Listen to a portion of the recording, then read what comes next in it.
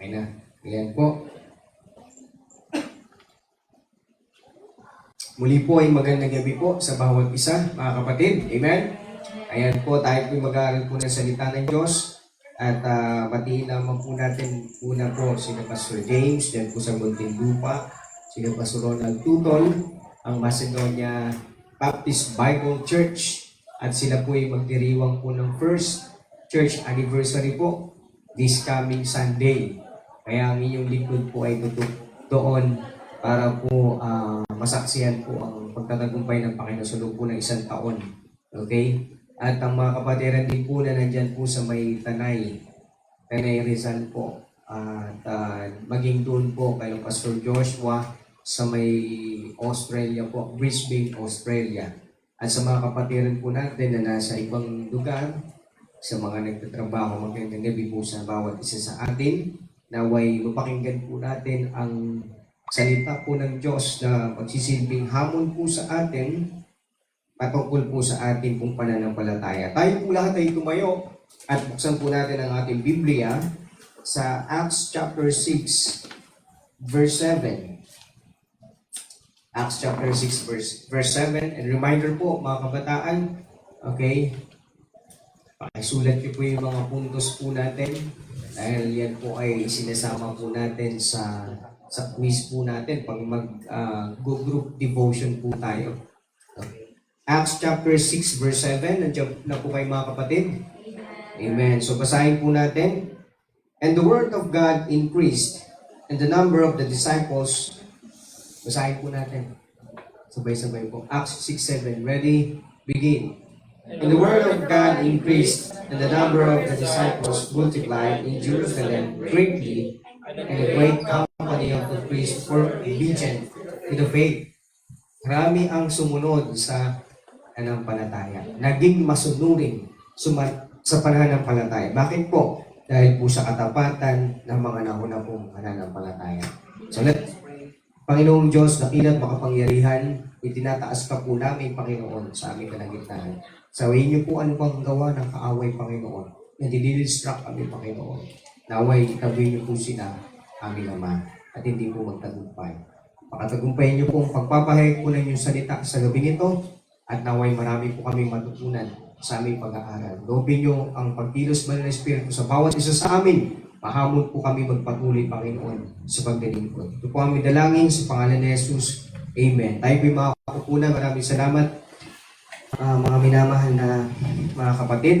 At kahilingan ng inyong pastor na ang mga napapakinggan natin ay hindi lamang po napakinggan. Bagkos ito po ay gagawin din po natin. At magiging challenge po sa atin para po ipagpatuloy po natin ang ating pong pananampalataya. Malinaw po ba mga kapatid? Amen. So gagawin po natin ano man natutunan natin mula po sa salita po ng Diyos at hindi po yan nawa mananatili na kumbaga ay napakinggan lamang po natin. Bagkos ay gagawin po natin. Sapagkat sabi po sa salita ng Diyos na sabi ng Panginoong Jesucristo na ang aking mga tupa ay nakikinig sa akin at ginagawa nila kung ano yung kanilang napakikinggan. So, amen? So tayo po ay tupa ng Panginoong Jesucristo. Dapat po tayo ay hindi lamang nakikinig, tayo po ay gumagawa rin po. Isinasagawa natin anuman yung ating natututunan. Amen po ba? So the title of message this evening is Obedient to the Faith. Obedient to the Faith. Let me read once again the verse 7 ng chapter 6. And the word of God increased. Lumagana po ang salita po ng Diyos dahil po sa kanilang pong pagmiministeryo. Okay? And the number of the disciples multiplied in Jerusalem greatly. Mga kapatid, dumami po ang mga disipulo.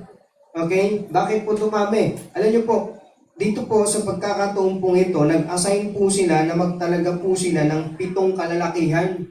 At kabilang po dito si Stephen. Tignan niyo po sa verse 5 and saying, please the whole multitude, and they choose Stephen, a man full of faith. Tignan niyo po, a man full of faith and the Holy Ghost, and Philip. Tignan niyo po kung bakit po naging successful po at nagtatagumpay po ang evangelism po nila.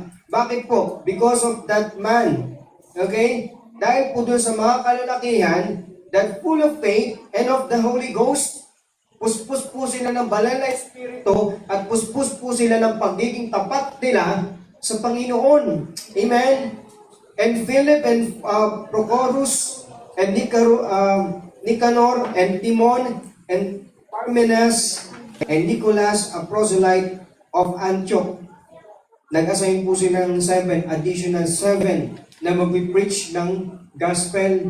Amen? Kaya in verse 7, sabi doon, umingkris po ang salita po ng Diyos at ang number po ng mga disciple ay nag-multiply din po sa buong Jerusalem. And a great company of priests were obedient to the faith. Biruin mo, pati yung mga Pharisee na convert, naligtas.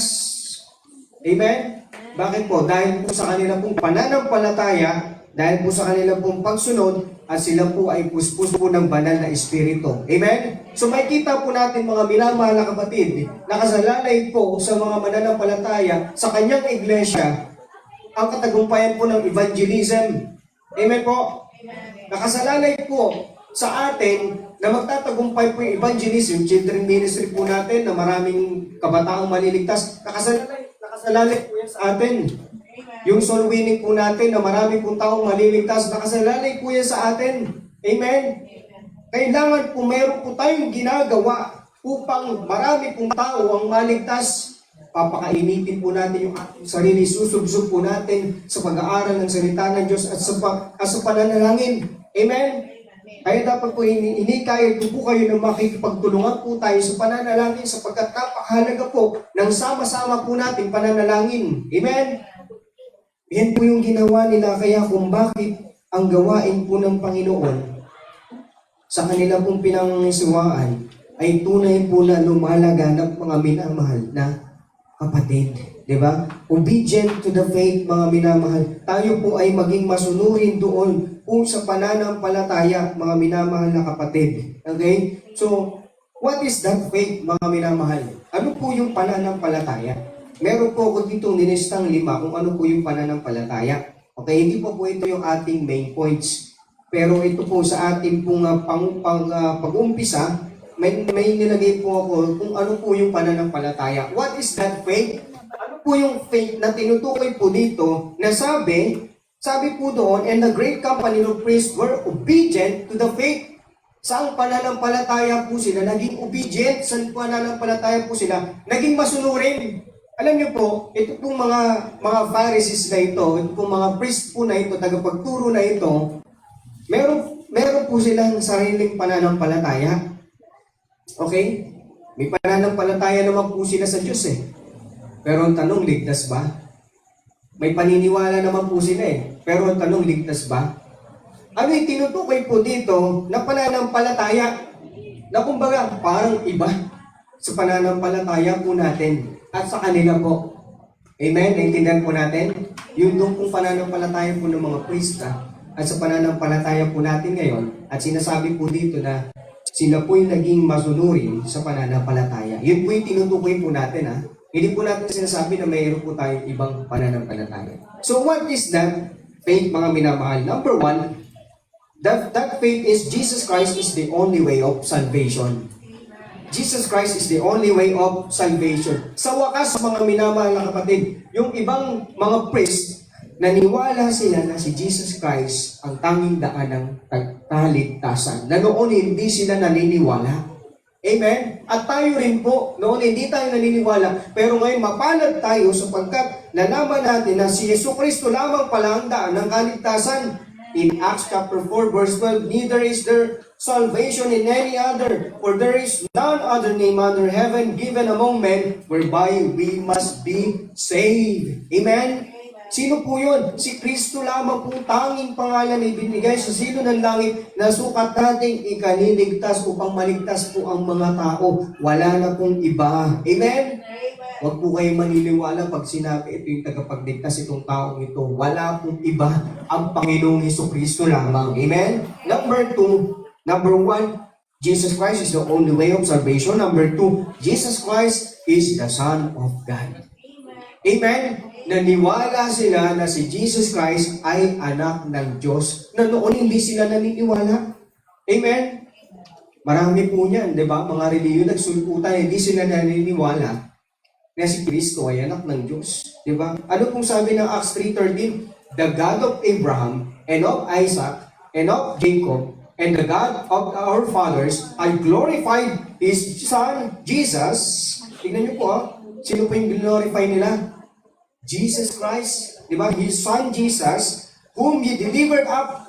Sabi po dito ni Pedro, na inyong ipinakulong, di ba? Inyong pinarusahan, inyong pinako, and denied Him in the presence of Pilate when he was determined to let Him go. Naniwala sila, mga minamahal na kapatid. Kaya nakamtan nila yung kaligtasan ng kanilang kaluluwa. Amen? At yun din po yung pinaniwalaan natin. Kaya kung sa oras na ito, sabihin mo yung pananampalataya ka, pero hindi ka naniniwala na si Kristo anak ng Diyos, away mali ang iyong pananampalataya. Amen? So pagkat ang tunay ng pananampalataya, naniniwala na si Kristo ay anak ng Diyos, naniniwala na ang tanging daan ng kaligtasan ay sa pamamagitan ng Panginoong Kristo lamang. Number 3, Jesus Christ is the Messiah, the Lord, and the Christ. Jesus Christ is the Messiah, the Lord, and Christ. What is Messiah? Messiah po, ibig sabihin po niyan, may inaabangan po silang ipapanganak na magliligtas sa kanila. Okay? Yun po yung ibig sabihin po ng Messiah. And that is Jesus Christ. Okay? Hindi nila alam, dumating na si Jesus Christ. Okay? And that is our Lord. Siya yung susundin natin sa ating buhay. And He is our Savior. The meaning of Christ is Savior. Tagapagligtas, Acts 2:36. Therefore, let all the house of Israel know assuredly that God hath made that same Jesus whom ye have crucified, both Lord and Christ. Amen? Sabi dito ni Pedro, yung pinako nyo, siya yung Panginoon at siya yung tagapagligtas. Siya yung Messiah. Amen? Siya yung Messiah, mga minamahal. Sabi niya po dito. At yun po yung pinanampalatayanan po ng mga naunang mananampalataya ng mga priest po na ito at yun din po yung ating pong pinanampalatayanan. Amen po ba? Number 4, Jesus Christ is God. Jesus Christ is God. Ito po yung pinakamahirap po na matanggap sa panahon po natin ngayon. Tama? Ito po yung pinakamahirap. Marami pong tao, marami pong relihiyon na naniniwala na Diyos. Okay? Tingnan niyo po ito. Marami pong relihiyon na naniniwala na Diyos si Kristo. Pero, bukod kay Kristo, marami pa silang Diyos. Amen? Tandaan niyo po na iisa lang ang Diyos. For there is one God. Amen? Isa lang po ang Diyos na may tatlong persona. At hindi po yung maraming Diyos. Amen? Marami din pong naniniwala na si Kristo ay tagapagligtas, pero hindi Diyos. Amen? Marami din pong naniniwala na si Kristo ay Diyos at tagapagligtas, pero kailangan ko munang gumawa ng mabuti, maging mabuting tao para maligtas. Amen? Yang mga paniniwala na yan ay binubura ang Panginoong Kristo bilang isang tagapagligtas at binubura ang katayuan ni Kristo na siya ay Diyos. Amen?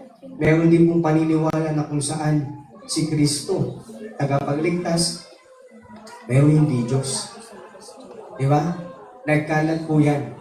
Pero ano po yung pinanampalatayanan natin? Na si Kristo ay hindi lamang tagapagligtas, siya ay Diyos din. Amen?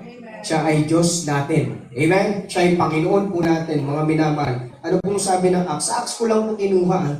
Kasi sa Acts lang po mapapatunayan na natin. Okay? Sa Acts kasi yung pinag-aaralan po natin, nasa Book of Acts. Kaya kinuha ko po yung mga verses po sa Book of Acts. Okay? And then mamaya tatalon po tayo ng Hebrews para mas madiinan po natin yung faith. Ano yung faith na yon na kanila pong pinanampalatayanan at pinanampalatayanan din po natin. So Jesus Christ is God, Acts 7:59, and they stoned Stephen. Sa susunod po na chapter, ito po yung pag-aral na. Binato po nila si Stephen, tumawag sa Panginoon, calling upon God and saying, Lord Jesus, receive my spirit. Lord Jesus, receive my spirit. Do you remember yung ganito pong events, pangyayari po ng buhay ni Jesus Christ? Ang sabi niya nung siya po'y nandun na po, hirap na po sa krus ng Kalbaryo. Sabi niya, Father, into thy hand I commend my spirit. Di ba sinabi po niya, Okay? At ang may karapatan lamang po, may kapangyarihan po, para po kuhanin po ang buhay ng isang tao ay kundi lamang po sa pamamagitan po ng kapangyarihan po ng Diyos. Amen? At dito po, napunta po sa katayuan, kumbaga, sa kapangyarihan po ng Panginoong Jesucristo, na kung pinagkatiwala po ni Stephen ang buhay niya sa Panginoong Jesucristo, ibinigay niya yung buhay niya. Hindi lang yung binigay na isinurrender, ibig ko po sabihin na yung hilingan niya po, ibinigay niya po kay Jesus Christ. Sabi niya po dito, Lord Jesus, receive my spirit. Isa po yan sa katangian po ng Diyos. Amen? That is why mapapatunayan natin that Jesus Christ is not just only a human, but He is a true God. Amen? Siya ay isang tunay at buhay na Diyos na dapat natin sambahin sa Espiritu at sa katotohanan. At kung may paniniwala na sinasabi na si Kristo ay hindi Diyos, mali ang kanilang pananampalataya. Ay sabihin nilang tagapagligtas sila si Kristo, ngunit kung hindi sila naniniwala na Diyos si Kristo, mali yung kanilang paniniwala, mali yung kanilang pananampalataya. Kahit sabihin nila na tagapagligtas si Kristo, pero nananangan sila sa mga gawa nila para sila ay maligtas, mali yung kanilang pananampalataya. Amen? Sapagkat walang ibang daan ng kaligtasan. And number 5, Jesus Christ raised from the dead. Ito yung pinakaayaw nila, na si Kristo yung pinatay nila. Sinasabi nila Peter, sinasabi nila dyan, nabuhay in 3 days, bumangon. Jesus Christ raised from the dead, Acts 2:24, whom God had raised up, having loosed the pains of death, because it was not possible that He should be holden of it. Sino yung nagbangon sa Kanya? Ang Diyos Ama, ang God the Father. Binangon siya mula po sa mga patay. And even Jesus Christ itself, kaya niya pong ibangon yung sarili niya because He is God. Amen? He is God. At walang tayong makikita ang ibang reliyon na nakagawa ng ganyang bagay. Na mga leaders na nagtayo ng reliyon, wala po. Until now, sila po ay patay. Pero si Jesus Christ, nandun sa langit, nasa kanang trono ng Diyos Ama. That is saving faith, mga minamahal na kapatid. That is saving. All of those 5 points are saving faith. Ngayon, dito po, mayroon po tayong tinatawag na living in faith. Living in faith. What is faith or what is living in faith? Kumbaga yung pagpapatuloy ng ating pananampalataya kay Kristo, that is living in faith naman po, or yung Christian living natin. What is the living faith? Hebrews 11, 1-3. Tatalong po tayo ng Hebrews 11, 1-3. Papasok na po tayo sa main points. Hebrews 11, 1-3. Open your Bible in Hebrews chapter 11, okay, verse 1-3. What is that? Sabi ko po sa Tagalog po para mas maintindihan po ng bawat isa sa atin. Okay.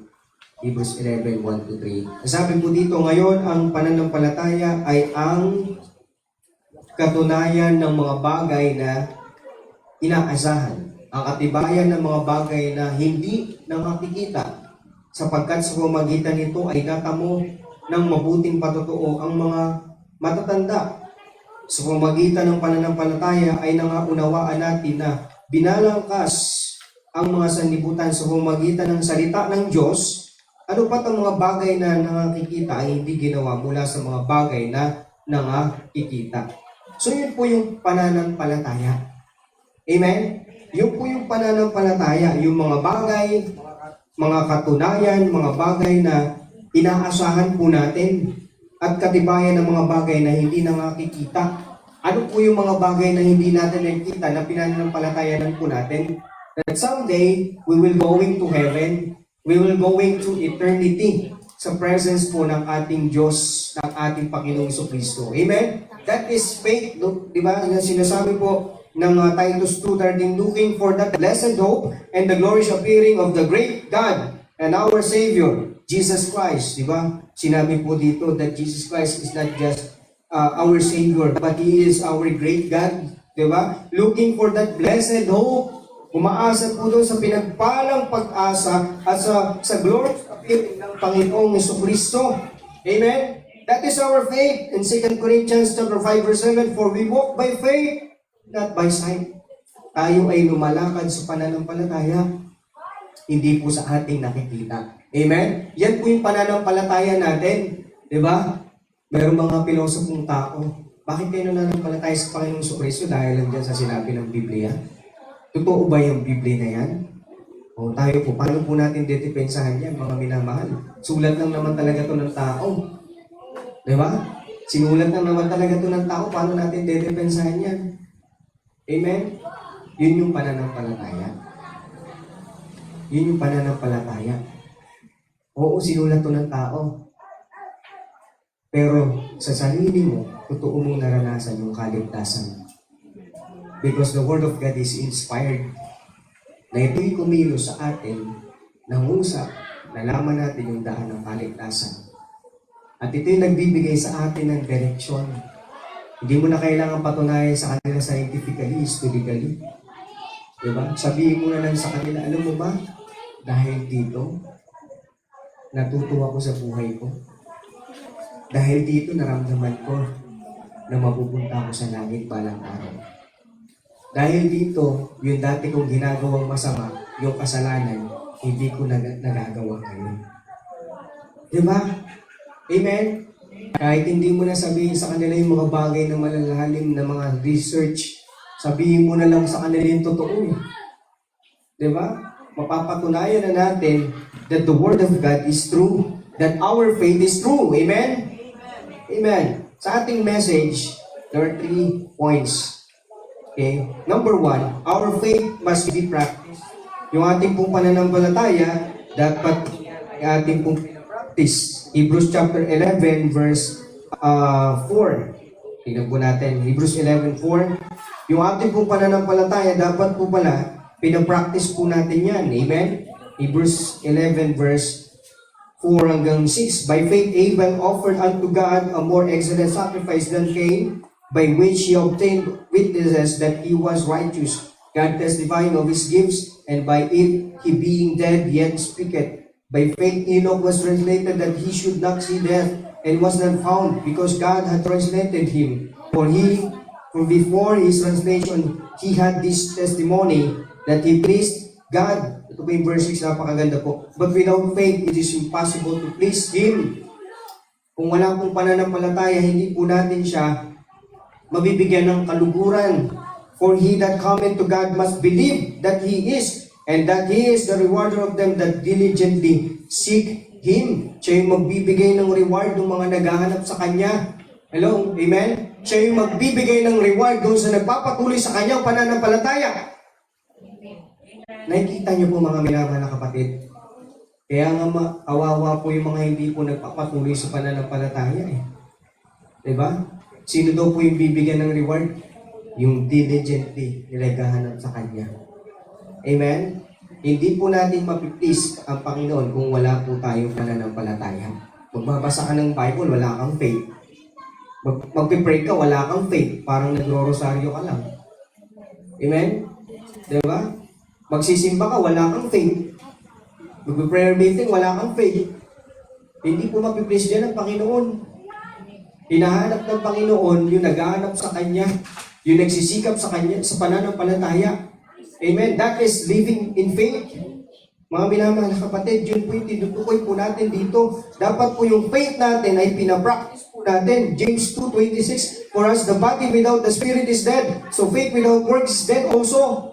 Hindi po tinutukoy dyan na gumawa po tayo, na gumawa po tayo para tayo maligtas, kundi pinapakita po dyan sa verses po na yan, na kung saan, kung tayo po may pananampalataya, dapat nakikita po sa buhay natin, nagmamanifest po sa buhay natin. Amen? Di yung sasabihin natin na may faith ako sa Panginoon, ayos po yung relasyon ko sa Panginoong Jesucristo, pero ang tanong, nasan ka pag-araw ng linggo? Nasan ka kapag araw ng prayer meeting? Hello, amen? Nasaan yung pagbibigay mo sa Panginoon? Kung talagang pinapakita mo yung pananampalataya mo. Amen? Trending yan ngayon eh. Trending yan ngayon na sasabihin na may pananampalataya sa Panginoon. Okay naman yung relasyon ko sa Panginoong Jesucristo, pero hindi mo naman matagpuan sa simbahan. Hello? may relasyon sa Panginoong Jesucristo, pero ayaw mag-ministry. Ayaw tumulong sa gawain ng Panginoon. Hello? Nakikinig ba kayo? Gusto ko nakikinig kayo, ha? Amen? Huwag niyo sinasayang yung ano ko dito, yung tao dito. Yung pagsasalita ko, kayo pagsasalitain ko dito. Amen? Mahirap kaya magsalita. Kaya makikinig tayo ng salita ng Panginoon. Amen? Diba? Our faith must be practiced, mga minamahal na kapatid. Now, faith is the substance of things hoped for, the evidence of things not seen. For it, the elders obtained a good report. Through faith, we understand that the worlds were framed by the word of God, so that things which were seen were not made of things which do appear. Our faith must be practiced. Amen? Our faith must be practiced. Kaya tayo minsan nag-exercise para lumaki yung mga muscles po natin. Diba? Kaya tayo kumakain para lumaki yung tiyan. Pero lang po. Diba? Yung faith natin, dapat pinapractice po natin everyday. Everyday pinapractice natin yung ating faith, pananampalataya. Diba? Nagpa-practice nga tayo ng mga kalokohan, ng mga kamunduhan. Bakit yung faith hindi natin i-practice everyday? Amen? Our faith must be practiced everyday. Hanggang ngayon, kung nagmamatigas ang puso mo, tanungin mo na yung sarili mo kung ligtas ka ba talaga. Tanungin mo na yung sarili mo. Amen?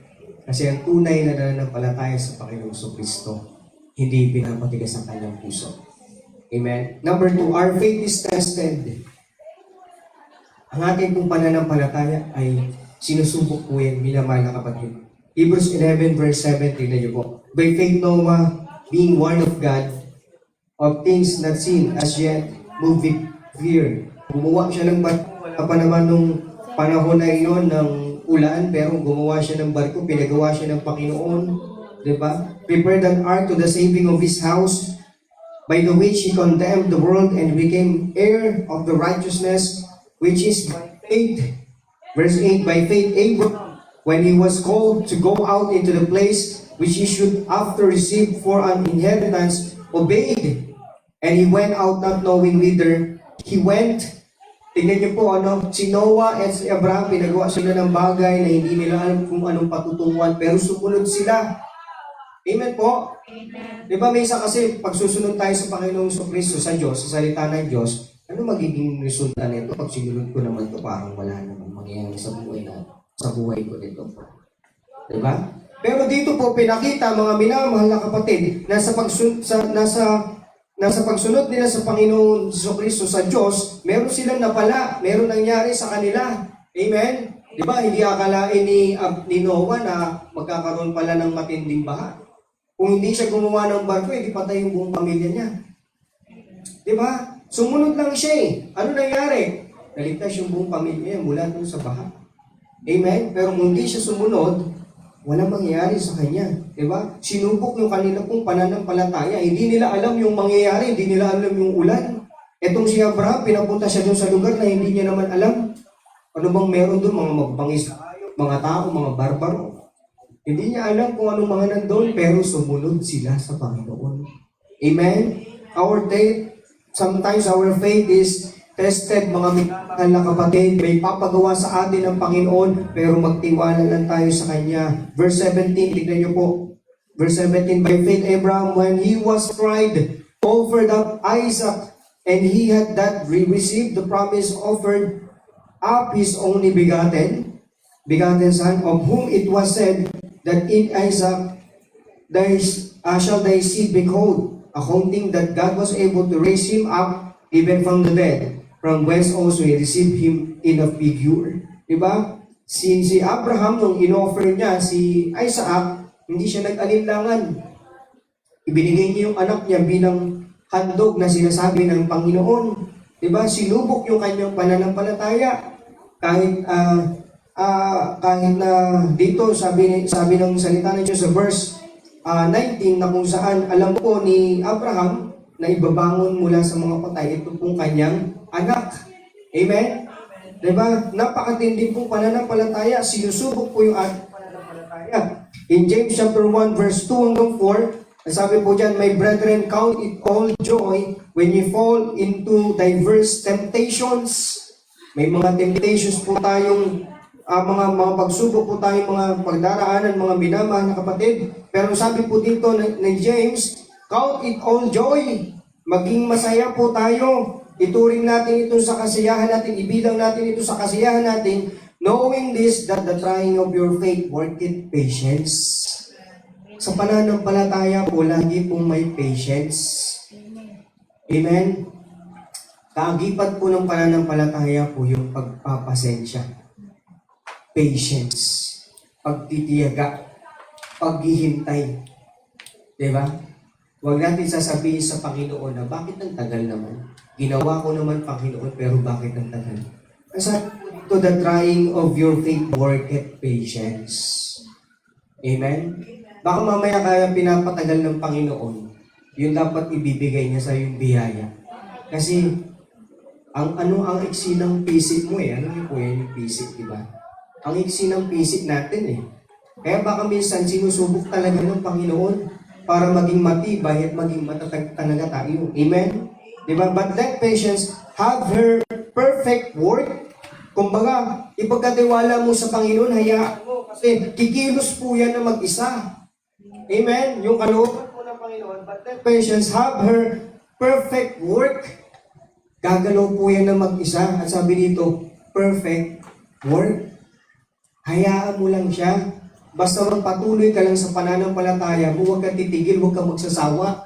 Huwag mong sasabihin, Panginoon, tagal naman, magbabackslide na ako. Panginoon, ang tagal naman, tatalikod na ako sa iyo, manghihina na ako. Hindi ganun, hahayaan mo yung Panginoon na kumilos, ikaw kikilos ka rin. Amen? Sapagkat, sabi niyo, but let patience have perfect work. Hayaan mo siya. That ye may be perfect and entire, wanting nothing. Para kapag dumating na yun, doon mo makikita na totoo ang pinanampalataya na natin sa Panginoon. Amen? Ang buhay ng isang mananampalataya ay punong-puno ng pagtitiyaga. Kung wala kang tiyaga, di ba sabi ng kasabihan, ano sabi? Wala kang, di ba? Wala kang nilagang kamote, wala kang nilagang baka, itlog. Okay? Pag wala kang tiyaga, amen? Masyado kasi tayong mainipin kung minsan eh. Gusto natin kapag binigay natin sa Panginoon, agad nandyan na. Tapos, ang gagawin natin, magiging attitude natin, hello, di ba totoo yan?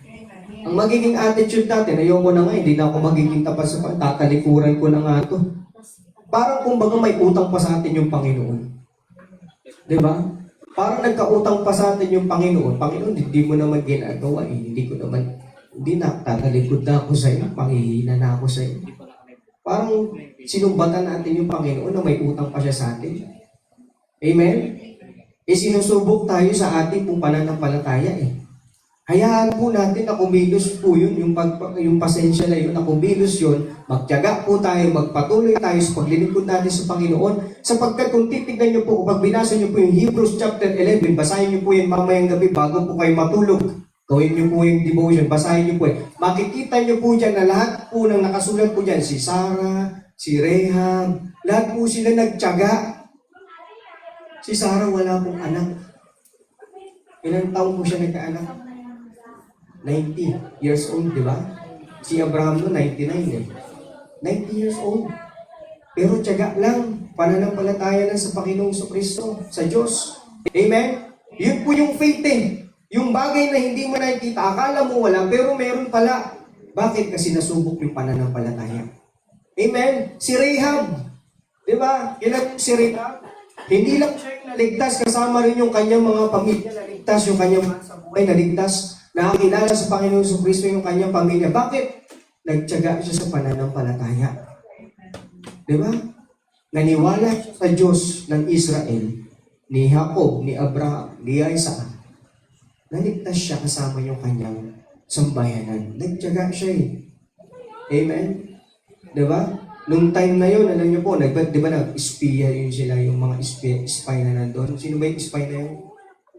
Pinangalanan ba yan? O yung walang pangalan. Wala pala, no? May dalawang espiya, di ba? Pumasok dun sa Mall of Jericho, sa City of Jericho. Tapos, ang pangako lang kay Rahab.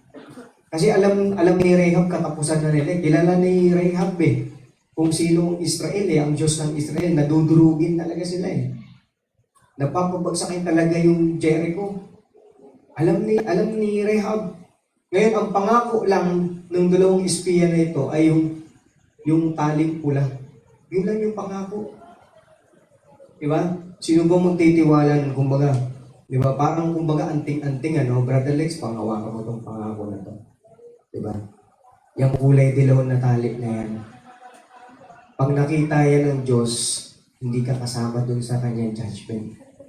Sino ba maniniwala dun? Ay, tali lang to. Kulay pula.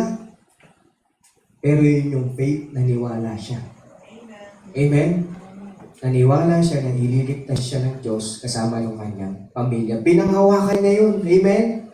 At pag binasa niyo doon sa kwento po, hindi pinigit dito, pero pag binasa niyo po doon sa Joshua, nakatayo yung tahanan ni Rahab.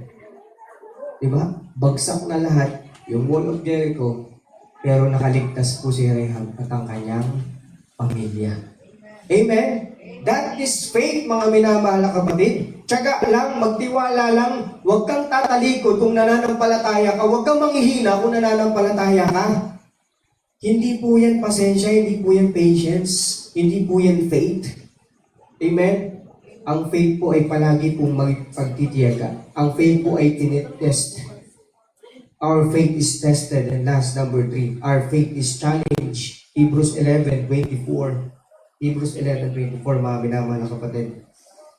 By faith, Moses, when he was come to years, refused to be called the son of Pharaoh's daughter. Tingnan niyo po ito, ang ganda po nito. Verse 25, choosing rather to suffer affliction with the people of God than to enjoy the pleasures of sin for a season.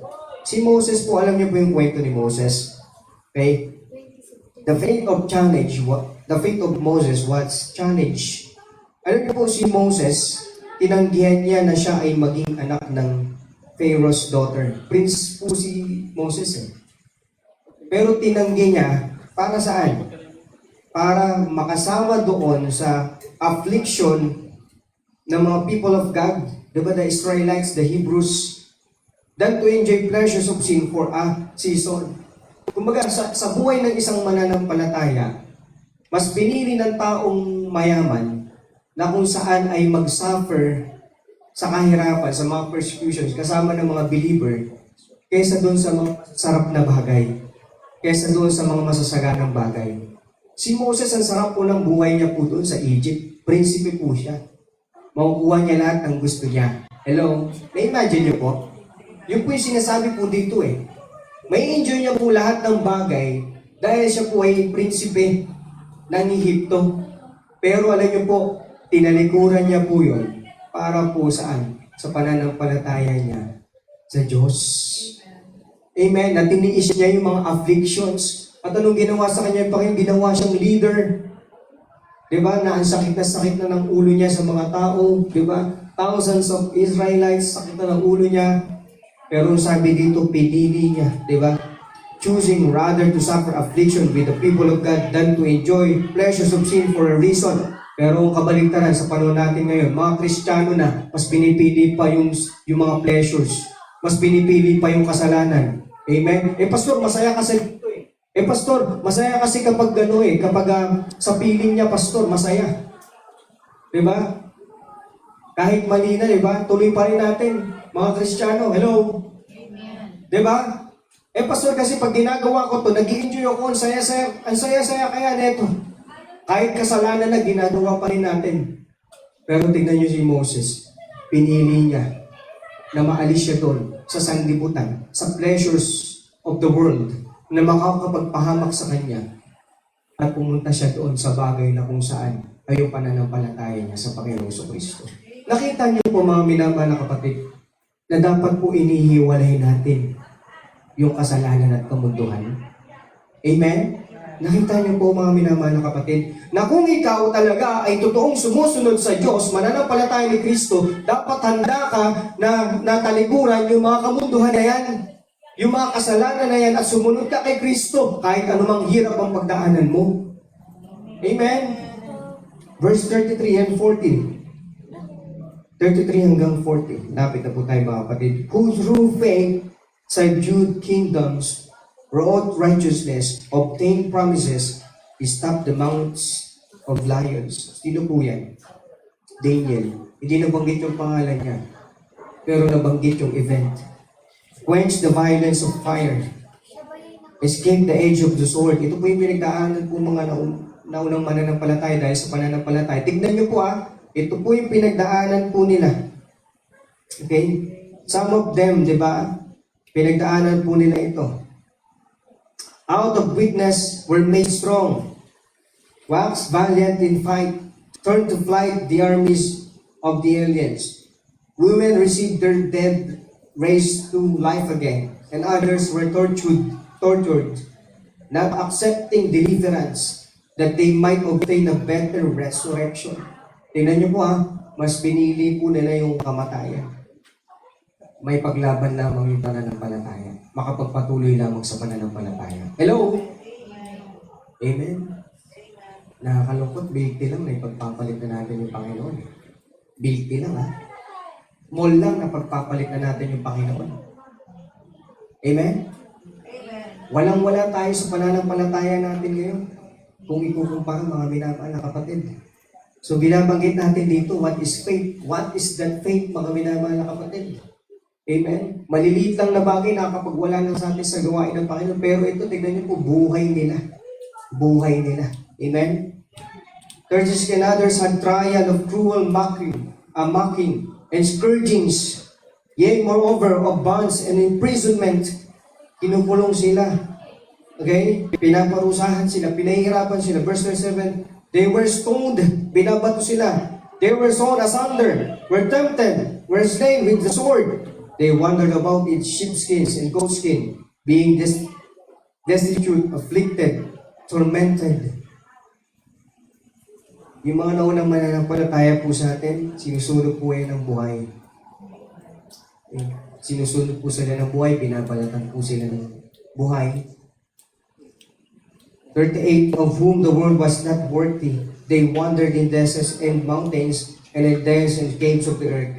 And this all having obtained a good report through faith. Tingnan niyo po Ano pong sabi? Meron po silang good report through faith. Receive not the promise. Receive not the promise. God, having faith, provided some better things for us, that they without us should not be made perfect. Nakita niyo po mga minamahal na kapatid. Habang binabasa ko po ito kanina, i-compare ko po yung sarili ko, walang-wala po ako sa kanilang pinagdaanan. Para hindi ako maging tapat sa Panginoon. Diba? Hindi ko naranasan yung death threat dito. Walang nagde-death threat sa akin dito. Napapatayin kita pastor pag nagtuturo ka dyan. Hindi ko naranasan yan sa buong buhay ko. Amen? Wala pong nag-aabang dyan sa akin na may dalang baril o may dalang kutsilyo na hinaharangan. Wala po. Pero ito, pinagpabantaan sila, tinotorture sila, pero tuloy pa rin sila sa kanilang pananampalataya. Tayo, maliliit lang na bagay, ang bilis-bilis na natin sumuko. Amen? Yun po yung faith na tinutukoy po natin, mga minamahal na kapatid. Yun po yung faith na tinutukoy natin, mga minamahal na kapatid. Na dapat tayo po ay magkaroon po ng ganito pong pananampalataya. Amen? Our faith must be practiced. Our faith is tested. Our faith is challenged. Amen? Our faith is tested, our faith is challenged. Our faith must be practiced, mga minamahal na kapatid. Let us be obedient to the faith. Let us be obedient to the faith. Let us go to the Lord in prayer. Dakilang Diyos, maraming salamat po sa amin pong napagkakanan ng iyong salita. Purihin ka, Panginoon, at nakita po namin ng may kalaliman ang pananampalataya. Naway kayo po ang aming naitaas, Panginoon. Loobin niyo, Panginoon, na sa buhay ng mga mananampalataya, sa buhay namin, ito po ay aming may apply, Panginoon. May paglaban namin ang aming pananampalataya. Maging matibay kami, maging matatag kami sa aming pananampalataya. Salamat po, Panginoon, sa mensahe mo. Salamat po sa pagtuturo niyo sa amin sa gabi nito. Sa pangalan ng aming Panginoon Kristo. Amen. Maraming salamat po mga kapatid na nanonood po sa online. God bless po sa bawat isa. Awitin po natin ang Amazing Grace. Awitin po natin Amazing Grace. Anong page yun? Page 86 ba yan? Page 86 po, Amazing Grace. Let's sing to the Lord. Amazing Grace. Nakakamanghang biyaya ng Panginoon na nagligtas sa atin. That save a wretch like me. Wala tayong silbi, wala tayong kwente. Amen? Pero niligtas tayo ng Panginoon. Amazing Grace, how sweet the sound. Let's all stand please and we will go with closing prayer.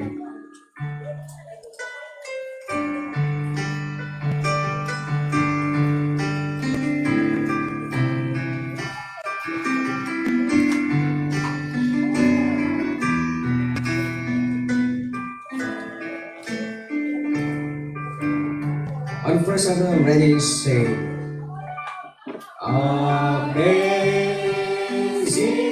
Grace, how sweet the sound that saved a wretch like me. I once was lost, but now I'm found. Was blind, but now I see. Let's go to the Lord in prayer. Dakilang Diyos, maraming salamat po sa natapos po namin pagtitipon sa kananalangin. Naway kayo po ang siyang naitaas. Dalayan ko po, Panginoon, yung napag-aralan po namin ay hindi po naging masama sa isipan at puso ng bawat isa. Pagkos matanggap po namin ang mga katotohanan, tanggapin po namin sa sarili namin, Panginoon. Marami po mga pagkukulang at pagkakamali. Wala pong nakagawa, Panginoon, nung nagawa po ng naunang mananampalataya sa aming kalagitnaan. Maging ang inyong lingkod, Panginoon. Nung nabasa ko po ito, nasaktan po ako sapagkat ako po ay walang silbi sa harapan mo, Panginoon. Hindi ako karapat dapat sa kaligtasan. Naway, Panginoon, sa pagpapatuloy ng buhay namin, ang pananampalatayang ito ay tumimo sa aming puso at isipan. Dakilang Diyos, gisingin niyo na po ang mga mananampalataya na kung saan ay nagtutulog-tulugan. Paragin niyo na po yung mga puso nila nagpapatigas, Panginoon. Some of them nagsisibang pero minamak ka naman. Away tanggalin niyo po sa amin ang Panginoon, Espiritu ng Panginoon. Sawayin niyo po sila. Kung maaari, pakita niyo po sa kanila yung kapangyarihan ng Panginoon. Nang sa gayon, maging tapat na po kami sa aming paglilingkod. Nang sa gayon, magpatuloy ang Ebanghelyo mo, Panginoon, sa mga tao na kailangan ng kaligtasan. Tulungan niyo po kami na maging obedient po kami sa aming pong pananampalataya. Ito po ang aming dalangin, ang aming papuri at pagsalamat sa pangalan ni Jesus. Amen. Amen. Tayo po'y paikot po sa ating pong group prayers, mga kapatid. At ipanalangin po natin ang bawat isa, mga kapatid. Amen? Amen. Sige po.